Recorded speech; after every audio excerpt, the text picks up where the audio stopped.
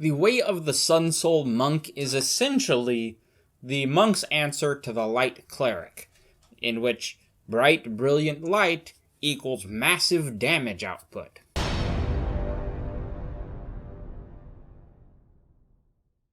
Hey fellow Game Masters, I'm Richard Quiner, and welcome back to the RPG Daily, your daily dose of all things tabletop role-playing games, helping you build your world and master your game. Continuing our discussion about monks and the different monastic traditions, we're touching on Sun Soul. The Sun Soul Monk is a relatively newer subclass of the monk that came out, I believe it was Xanathar's Guide to Everything, and it became a ranged attacking monk, essentially, is what it is. Essentially, the monks who follow this monastic tradition channel their life force into these bright, searing attacks that deal quite a bit of damage and make them very potent at long ranges, which is great, and something that the monk had kind of been missing for a while. As we get into the features of this monk, of course I want you to let me know what you think about it in the comments below. At level 3, when you first choose the Way of the Sun Soul, you get the ability called Radiant Sunbolt. This is your ranged attack. The Radiant Sunbolt action counts as an attack action, so anytime in the rules or the text when it says whenever you make an attack action, if you chose to use the Radiant Sunbolt, that's your attack action. It counts. So keep that in mind when we talk about this, that this applies as an attack action, not just an extra type of attack that you have access to.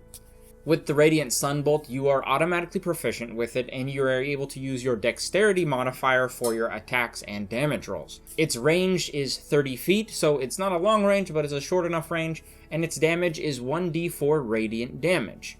Now, the damage die that you get is attached to your martial arts die. So as your martial arts die increases as you level up, so does the damage dealt by your Radiant Sunbolt. In addition to that, when you make this Radiant Sunbolt attack action on your turn, you can spend 1 key point to, as a bonus action, make 2 more of the same attack. That's 3 attacks on your turn right off the bat. Monks at level 5 also gain an extra attack, and this Radiant Sunbolt is usable for that extra attack as well. So you have the option to use this ability quite a few times relatively early in your adventure. At level 6 you get the feature Searing Arc Strike, which adds a little fire damage onto the back end of your Radiant Sunbolt or any other attack action you choose to take. This one works is as you make an attack action, you can spend 2 key points to cast the spell Burning Hands. In addition to that, you can cast the spell at higher levels by spending more key points. How high of level, that's determined by your monk's level, so make sure you read up on how high of a level you can actually cast before you go trying to cast this at 7th level when you're only level 6. At level 11, you get the feature Searing Sunburst. Searing Sunburst has a special place in my heart because it's essentially your Kamehameha.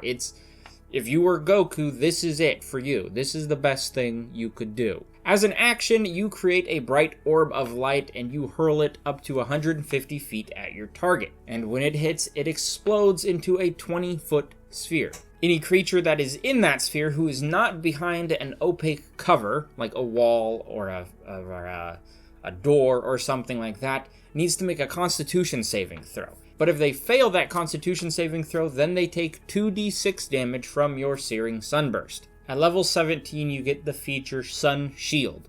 Sun Shield is using your light, your inner soul, as a defensive ability and also to deal a little bit of retaliatory damage.